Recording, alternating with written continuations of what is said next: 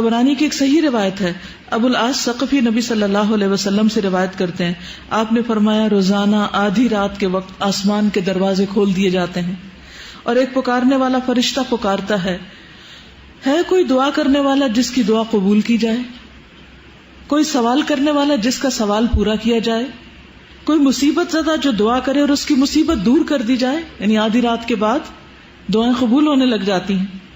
اللہ عز و جل ہر دعا کرنے والے مسلمان کی دعا قبول فرماتا ہے سوائے زانیہ کے جو اپنی شرمگاہ کے ذریعے غیر مرد کو سیراب کرتی.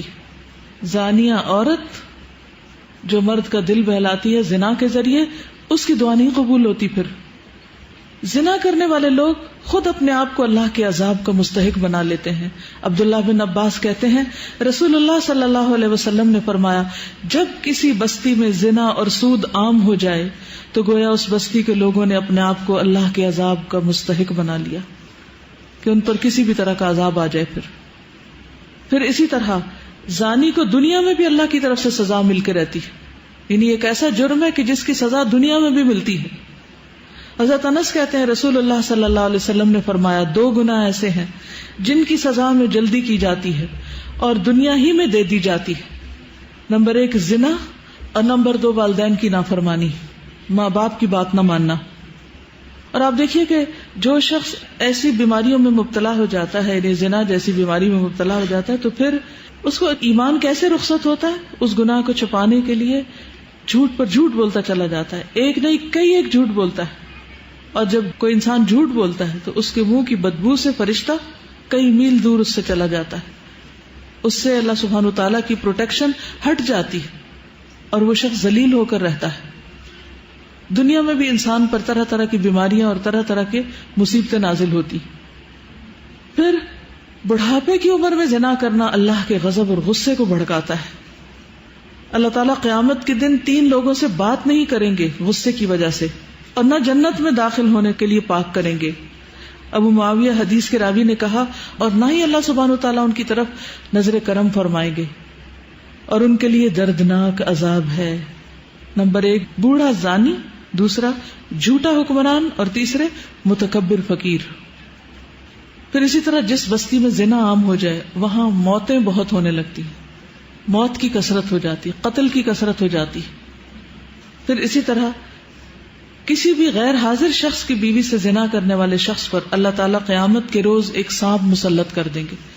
یعنی کسی عورت کا شوہر کہیں گیا ہوا ہے اور ظاہر ہے کہ ہسبینڈ کا یہ کام ہے کہ بیوی کو پروٹیکٹ کرے اور وہ اکیلی ہے، تو اس کو اکیلا پا کر کسی نے اس کے ساتھ اگر برائی کی تو ایسا شخص قیامت کے دن اس انجام سے دوچار ہوگا.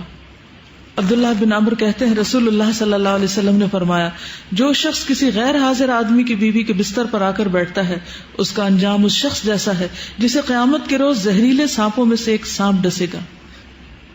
پھر ہمسائے کی بیوی سے زنا کرنے کا عذاب یا اس کی سزا کسی بھی دوسری عورت کے ساتھ زنا کرنے سے 10 گنا زیادہ ہے، کیونکہ ہمسایوں کا حق ہمسائیگی بھی پامال کیا گیا.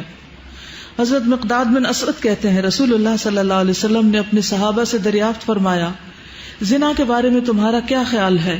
صحابہ نے عرض کی زنا کو اللہ اور اس کے رسول نے حرام قرار دیا ہے، لہذا وہ قیامت تک حرام ہے. پھر آپ صلی اللہ علیہ وسلم نے صحابہ کرام سے فرمایا ایک آدمی اگر 10 عورتوں سے زنا کرے تو یہ گناہ اس سے کم ہے کہ آدمی اپنے ہمسائے کی بیوی سے زنا کرے. ہمسائے کی بیوی سے زنا ایک تو حق ہمسائیگی پامال ہوتا ہے، اس کے علاوہ کیا وجہ ہے کہ اس کو کیوں زیادہ برا کہا گیا؟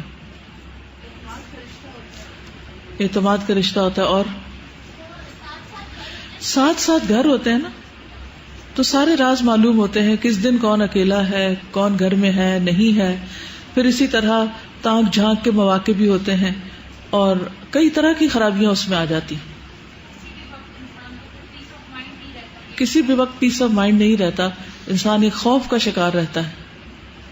کیا آپ کو پتا ہے کہ آخرت میں ایسے شخص کا انجام کیا ہے؟ کسی کو معلوم ہے؟ جو دنیا میں زنا کرتا ہے قیامت کے دن اس کا انجام کیا ہے؟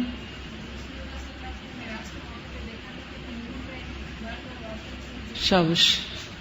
سمرہ بن جندب نبی صلی اللہ علیہ وسلم کی حدیث روایت کرتے ہیں، آپ نے فرمایا کہ معراج کے موقع پر جب آپ نے جبریل سے پوچھا، اور ایک اور روایت آتی ہے کہ خواب میں آپ نے یہ دیکھا سب منظر، اور انبیاء کے خواب حقیقت ہوتے ہیں، سچے ہوتے ہیں. تو انہوں نے جبریل اور میکائیل سے پوچھا کہ جو مناظر آپ نے مجھے دکھائے ہیں، ان میں سب سے پہلے جس شخص پر آپ کا گزر ہوا اس کے جبڑے، نتنے اور آنکھیں گدی تک لوہے کے آلے سے چیری جا رہی تھی، تو یہ کون تھا؟ تو بتایا گیا یہ وہ شخص تھا جو صبح کے وقت گھر سے نکلتا، جھوٹی خبریں گھڑتا جو آنن فانن ساری دنیا میں پھیل جاتی، اور اب میڈیا کے ذریعے ایک جھوٹ پوری دنیا میں کروڑوں بار ملٹی پلائی ہو جاتا ہے. اور ننگے مرد اور عورتیں جو آپ نے تنور میں جلتے دیکھے، کتنا ٹائٹ ہوتا ہے، وہ زانی مرد اور عورتیں تھیں، یعنی دنیا میں زنا کرنے والے مرد اور عورتیں اس تنور کے اندر آگ میں جل رہے تھے. اور تیسرا شخص جو خون کی ندی میں غوطے کھا رہا تھا، جس کے منہ میں بار بار پتھر ڈالے جا رہے تھے، یہ وہ شخص تھا جو دنیا میں سود کھاتا تھا. تو آپ دیکھیے کہ یہ ایک ایسی بیماری ہے، ایک ایسی خرابی ہے کہ جس کو افسوس کے ساتھ کہنا پڑتا ہے کہ اس مسلمان معاشرے میں اب آزادی کے نام پر خرابی بھی نہیں سمجھا جاتا. یعنی ایک وقت تھا کہ جب اسے ایک بہت ہی بڑی برائی سمجھا جاتا تھا، اور کوئی شخص اگر ایسی برائی کے قریب سے پھٹکتا تو اس کو ایک ذلت کی نگاہ سے دیکھا جاتا تھا، اسے ذلت اور رسوائی کا سامنا کرنا پڑتا ہے. لیکن اب آپ دیکھتے ہیں کہ عموماً لوگ اس کو برا نہیں سمجھتے یا معمولی سمجھتے، کہتے اچھا کر لیا غلط کام، پھر توبہ کر لیں گے، معافی مانگ لیں گے.